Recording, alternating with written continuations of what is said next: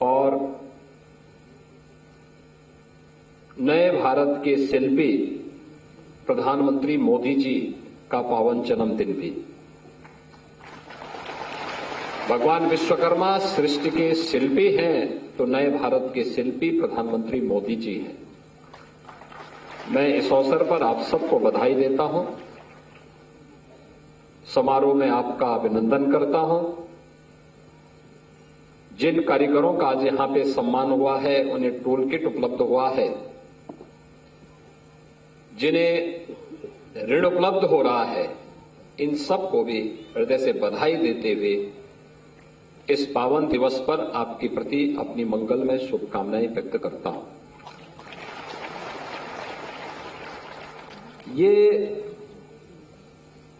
मेरे लिए खासतौर पर बहुत महत्वपूर्ण है कि प्रधानमंत्री मोदी जी के मार्गदर्शन में हम लोगों ने जिन योजनाओं को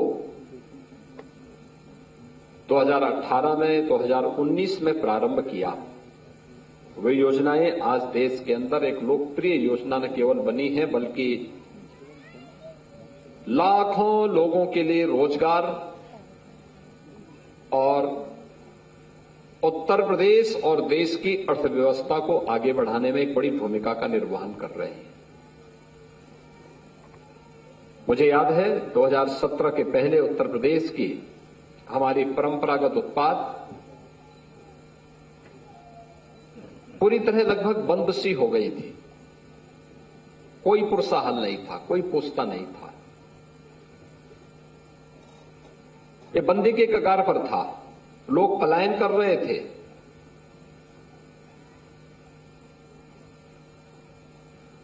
उनके सामने विकट संकट था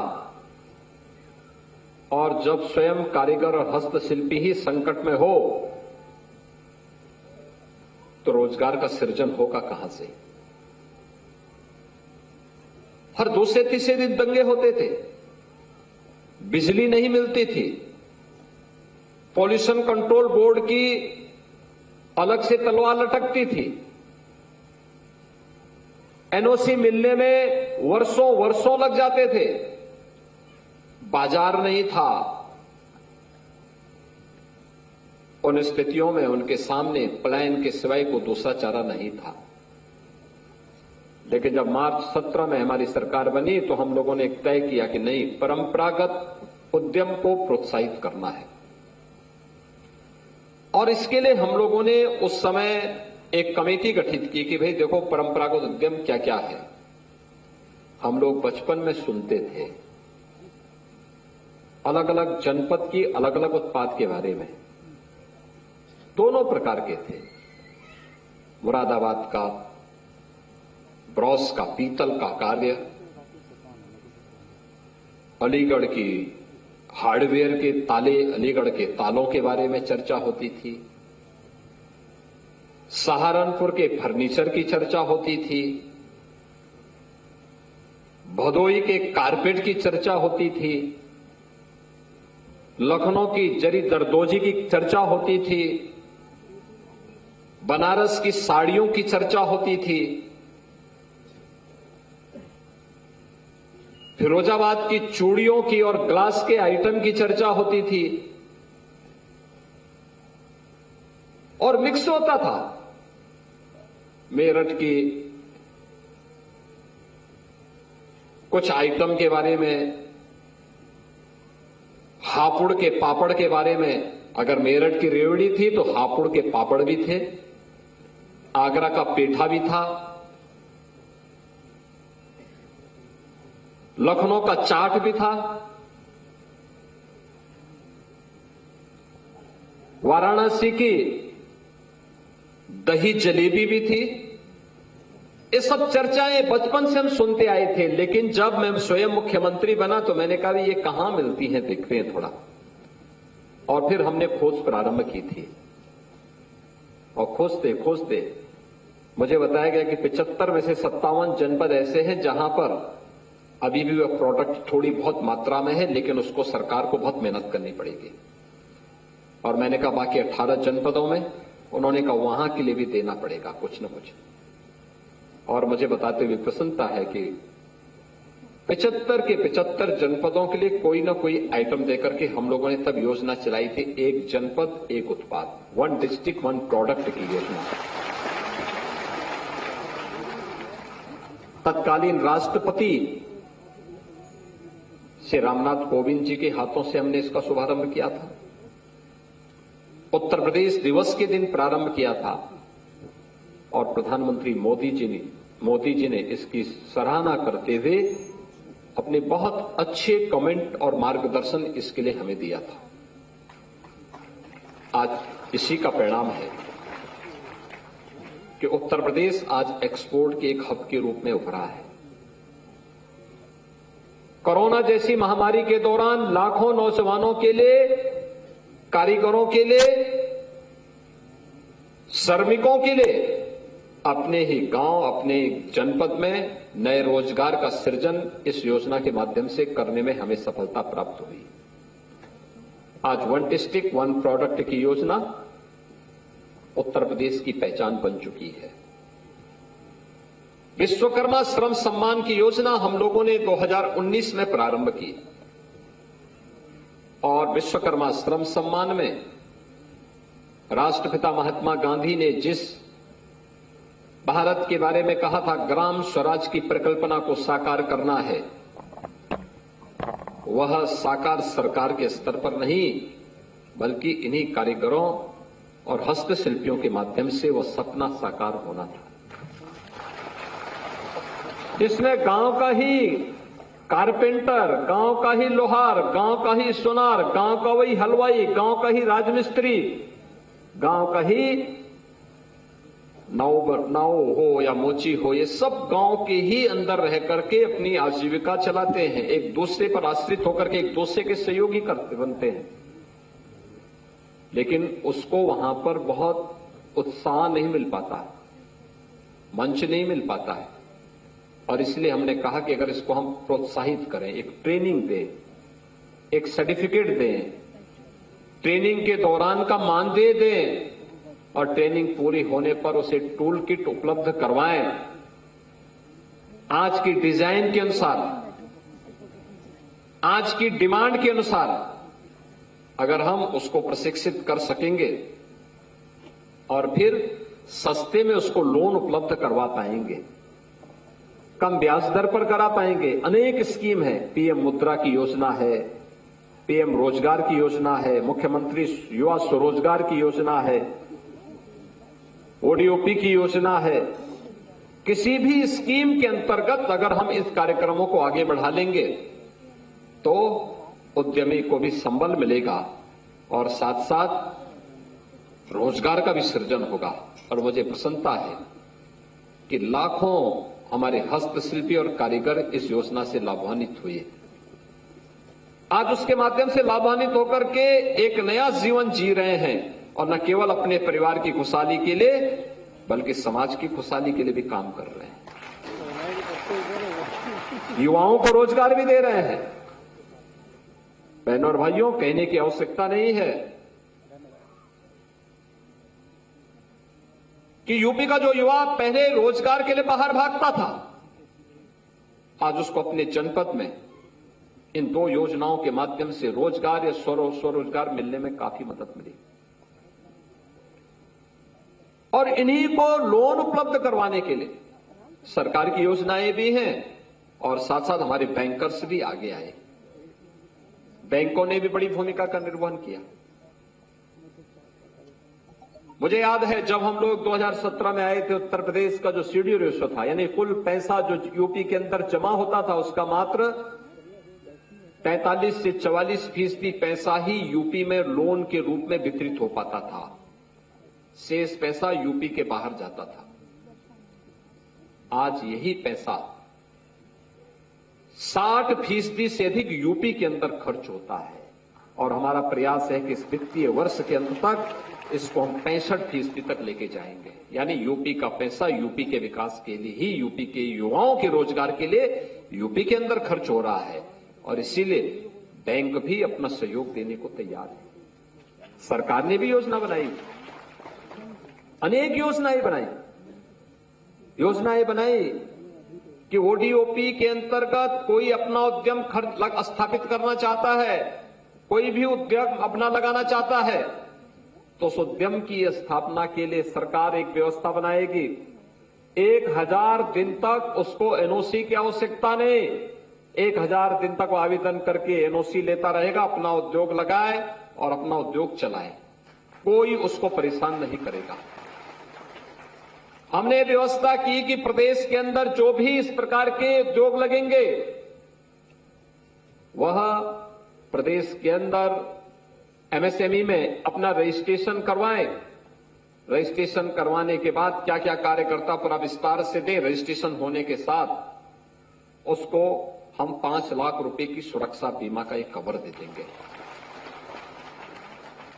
हमने प्रदेश के अंदर व्यापारी कल्याण बोर्ड के माध्यम से पहले से ही जीएसटी चुकाने वाले व्यापारियों को 10 लाख रुपए तक का सुरक्षा बीमा का कवर दिया है और साथ साथ यह भी व्यवस्था दी है, युवा उद्यमी के रूप में एक नई स्कीम हमारी आने जा रही है,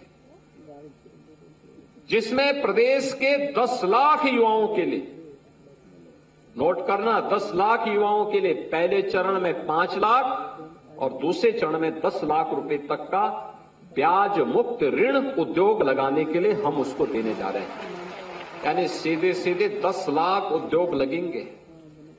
10 लाख उद्योग के लिए पैसा हमारे पास है।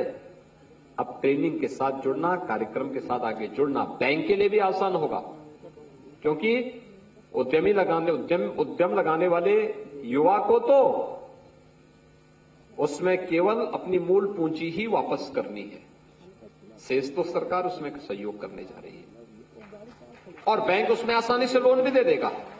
बस उसके लिए अपने रुचि के अनुरूप, जिस फील्ड में आप पारंगत हैं उसके अनुरूप उद्यम स्थापित करना है।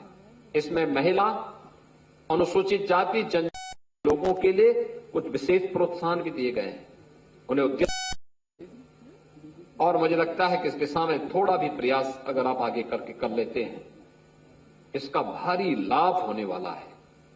बहनों और भाइयों, याद रखना, सरकार आपके साथ खड़ी है।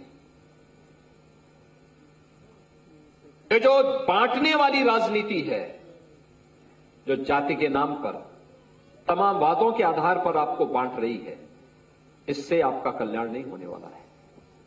आपकी समृद्धि और प्रदेश की सुख और समृद्धि, प्रदेश में शांति और सुरक्षा का वातावरण ही आपके वर्तमान और आपके भविष्य को सुधारने वाला है।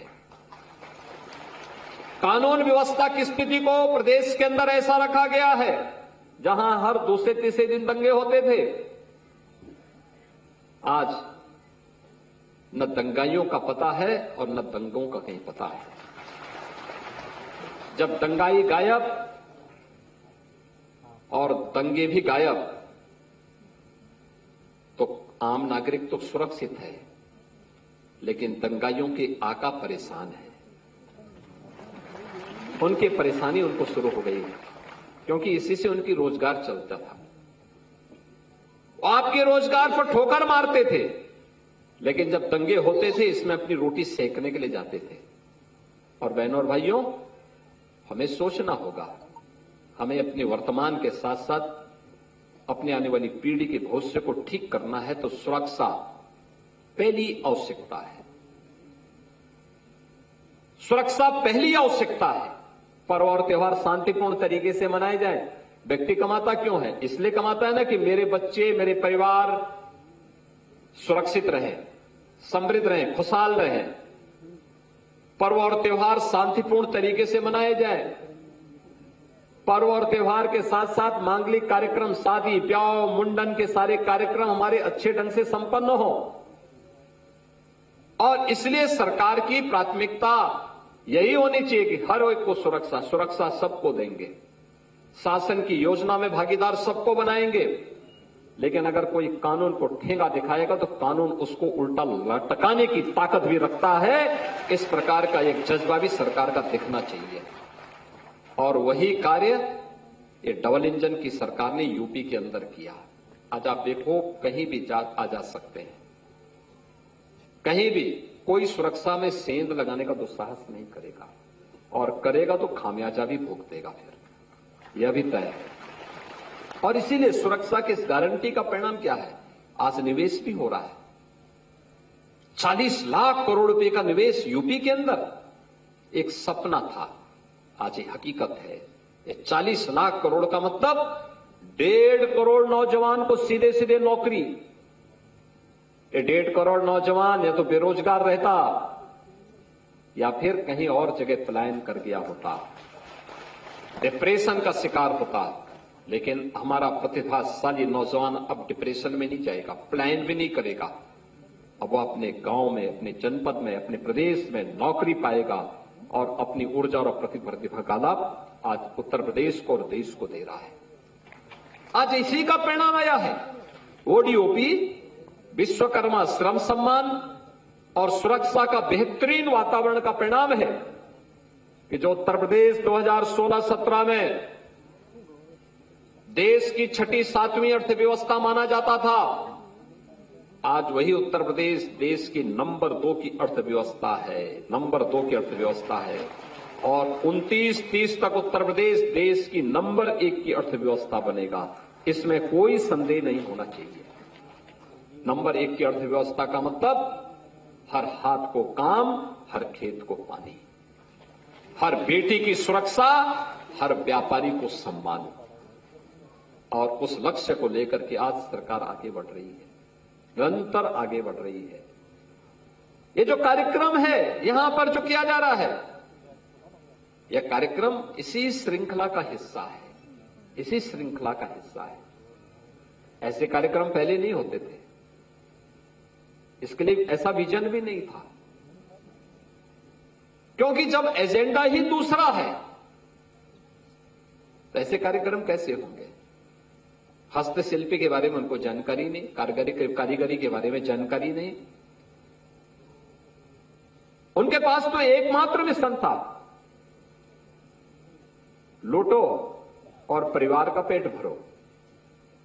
वह केवल अपने परिवार तक सीमित है, उनके लिए इसके सिवाय कुछ भी नहीं।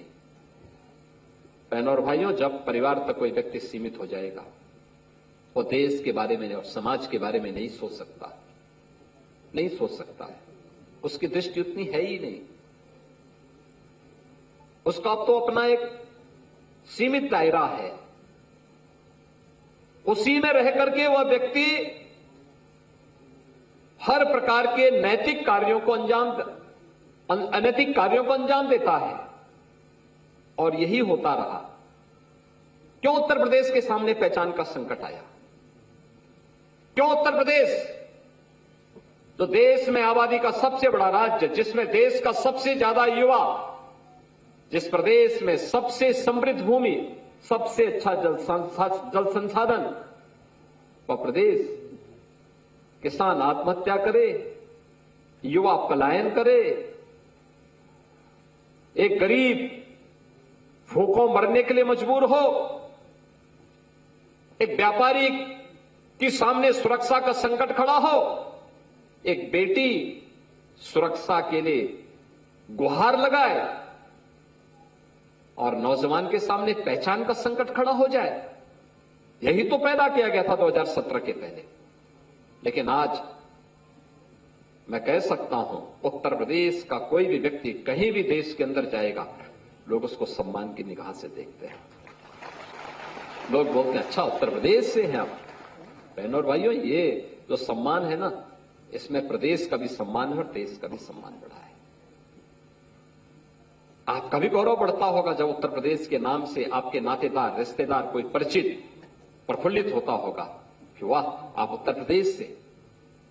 उत्तर प्रदेश के बाहर 17 के पहले जो लोग गए होंगे उनसे पूछिए, और आज जब जाते होंगे आज उनसे पूछिए। जो परिवर्तन आया है, ये पहचान का संकट खड़ा करने वाले लोग बड़े बड़े दावे जरूर करेंगे, लेकिन इनके कारनामों से हर व्यक्ति जानता है, देश और दुनिया इनके कारनामों को जानती है। और इसीलिए आज जब हम यहां पर आए हैं, विश्वकर्मा दिवस के अवसर पर यहां पर आए हैं, भगवान विश्वकर्मा इस सृष्टि के शिल्पी हैं। विश्वकर्मा भगवान की इस पावन जयंती के अवसर पर विश्वकर्मा श्रम सम्मान और पीएम विश्वकर्मा योजना के अंतर्गत जो कार्य प्रारंभ हुए हैं, उनके हस्तशिल्पी और कारीगरों का सम्मान। और मैं तो एमएसएमई विभाग से कहूंगा, हमें ये लोन मिला, ये प्रशिक्षण का कार्यक्रम, ये टूल किट वितरण का कार्यक्रम उत्तर प्रदेश के सभी 75 के 75 जनपदों में आयोजित करने चाहिए। ये केवल लखनऊ में ही नहीं, हर जनपद में होने चाहिए। और एक टाइम टेबल तय करिए, एक टाइम टेबल तय हो। टाइम टेबल ये कि इस सप्ताह में एक कार्यक्रम एक जनपद में, एक जनपद में इस सप्ताह इस क्रम बना देंगे आप, तो मुझे लगता है कि आप आसानी से एक वर्ष के अंदर उत्तर प्रदेश के अंदर कवर कर सकते हैं। कहीं पे जहां छोटे जनपद होंगे वहां 2-2 जनपदों को मिलाकर कर देंगे तो एक वर्ष में आप प्रदेश के अंदर हर जनपद में पहुंच जाएंगे।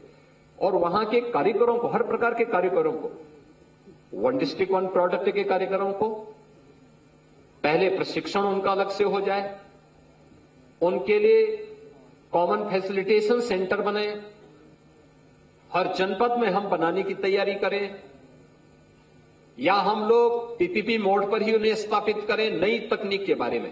क्योंकि आज तो डिजाइन भी है, टेक्नोलॉजी भी है, पैकेजिंग भी है, मार्केटिंग भी है। ये सभी चीजें जब तक हम जोड़ेंगे नहीं, तब तक उसकी ब्रांडिंग नहीं होगी और उसको हमें प्रस्तुत करना है, वैश्विक स्तर पर पहुंचाना है, उसको आगे बढ़ाना है। इसके लिए आवश्यक होगा कि उसकी पहली ट्रेनिंग हो। विश्वकर्मा श्रम सम्मान या पीएम विश्वकर्मा से जुड़े हुए जितने भी हमारे हस्तशिल्पी और कारीगर हैं, इनके ट्रेनिंग के कार्यक्रम जनपद स्तर पर हो। आवश्यक नहीं कि हम करें, उस जनपद स्तर पर हम लोग किराए पे कोई हॉस्टल लें, वहां पे रखने की व्यवस्था करें, या जो अपने घर से आ सकता है हम प्रतिदिन का मानदेय उन्हें दें, ट्रेनिंग दें, और फिर एक बड़ा सा आयोजन करके लोन मेला बैंकर्स के साथ, डिस्ट्रिक्ट लेवल बैंकर्स कमेटी के साथ पहले से बैठक करके बातचीत करके इतने लोगों को यहां पर हम लोगों ने प्रशिक्षण दिया है, इनको लोन देना ही देना है। इतने नए उद्योग स्थापित होना चाहते हैं, इनको लोन देना है, इसमें गारंटी हमारी होगी। अगर आप इस कार्यक्रम के साथ जोड़ देंगे, यूपी एमएसएमई में नंबर 1 है और इतनी लंबी छलांग लगा देगा कि दूसरे राज्य को, दूसरे नंबर के राज्य को वहां पहुंचने में कई वर्ष लगेंगे, तब तक यूपी बहुत तेजी के साथ आगे बढ़ चुका होगा। एमएसएमई विभाग ने, यानी एक तो हर जनपद में इसको आगे बढ़ाना, दूसरा से लेकर 29 सितंबर के बीच में ग्रेटर नोएडा में होने जा रहा है। मैंने गत वर्ष देखा था कितना बड़ा आयोजन हुआ था। 500 से अधिक फॉरेन बायर्स आए थे। प्रदेश के प्रोडक्ट को देख करके, अलग अलग सेक्टर के प्रोडक्ट को देख करके भौचक थे लोग। इतना शानदार यूपी के अंदर बन सकता है। कोई कारपेट देखता था, कोई साड़ी देखता था, कोई फर्नीचर देखता था, कोई ग्लास के आइटम देखता था, कोई इलेक्ट्रॉनिक आइटम देखता था, कोई मेडिकल के इक्विपमेंट देखता था, अलग अलग प्रकार के।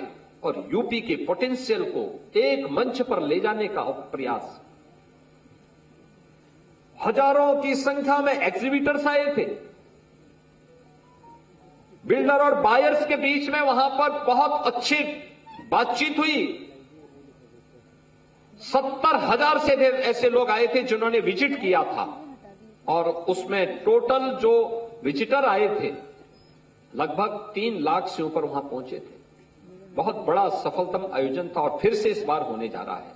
और मैं तो कहूंगा ओडीओपी के अंतर्गत जिन लोगों ने वन डिस्ट्रिक्ट वन प्रोडक्ट के अंतर्गत अपना प्रोडक्ट बनाया है, बड़े पैमाने पे वहां पे रजिस्ट्रेशन भी हुए हैं। और एक बार आप भी देखिए, एक बार जाना चाहिए देखने के लिए।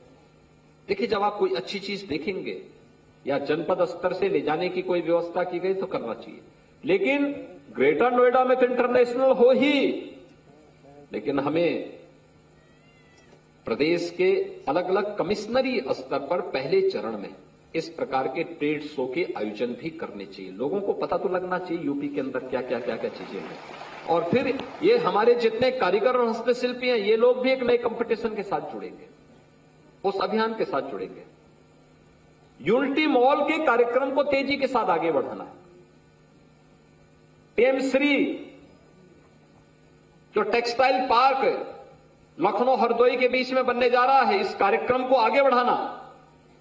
प्लेटेड फैक्ट्री के कार्यक्रम जो प्रदेश के अंदर अलग अलग स्थानों पर स्थापित हो रहे हैं, यह रेडीमेड गारमेंट्स में उत्तर प्रदेश की एक लंबी छलांग और आधी आबादी के रोजगार के एक बेहतरीन माध्यम बनने जा रहे हैं।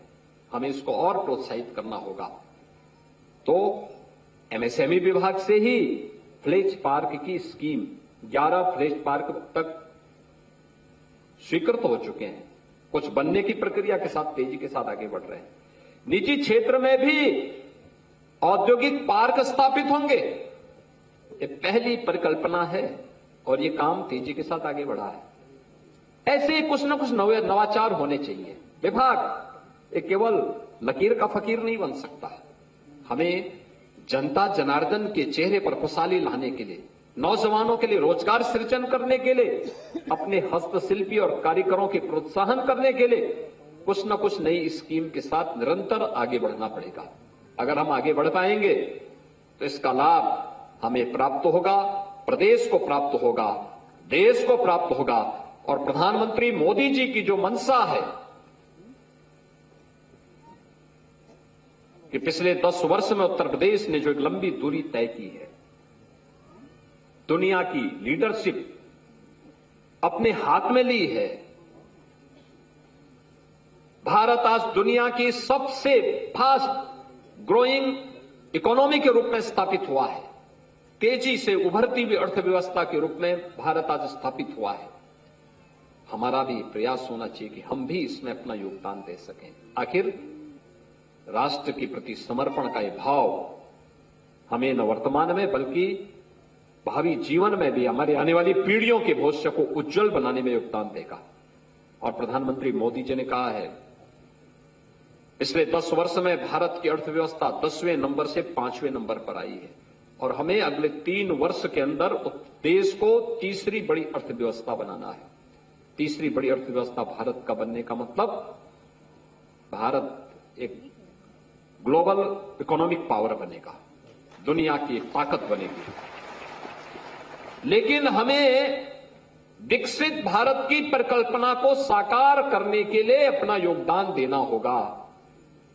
2047 के लिए जो लक्ष्य प्रधानमंत्री मोदी जी ने तय किए हैं, हर कारीगर, हर हस्तशिल्पी, हर उद्यमी, हर नौजवान, समाज जीवन के प्रत्येक पक्ष से लगा हुआ हर व्यक्ति, हर नागरिक अगर अपने कर्तव्यों को ईमानदारी पूर्वक निर्वहन करते हुए आगे बढ़ेगा, अवश्य इस लक्ष्य को प्राप्त करने में सफलता प्राप्त होगी। और आज इसी उद्देश्य के साथ हम सब आज इस आयोजन में सहभागी बन रहे हैं। आज के इस अवसर पर जिन हस्तशिल्पियों ने यहां पर टोल किट प्राप्त किए हैं, जिन कारीगरों ने प्राप्त किए हैं, ओडीओपी के जिन उद्यमियों ने यहां पर लोन मेले से लोन उपलब्ध कराया है, इन सभी लोगों को, चाहे वह विश्वकर्मा श्रम सम्मान से जुड़े हुए हों, ओडीओपी से जुड़े हुए हों, इन सबको मैं एक बार फिर से हृदय से बधाई देता हूं। आप सबको अनंत चतुर्दशी भगवान गणपति की पूजन का आज समारोह हो रहा है। इस अवसर पर इस आयोजन का, विश्वकर्मा पूजन का और प्रधानमंत्री मोदी जी के पावन जयंती जन्मदिन के कार्यक्रम का हृदय से बधाई देता हूं। आप सबका अभिनंदन करता हूं, विश्वास व्यक्त करता हूं कि आप भी अपने अपने क्षेत्र में एक शिल्पी के रूप में उभर करके उत्तर प्रदेश को देश की नंबर 1 अर्थव्यवस्था बनाने में अपना योगदान देंगे। आप सबके प्रति मेरी शुभकामनाएं। धन्यवाद। जय हिंद।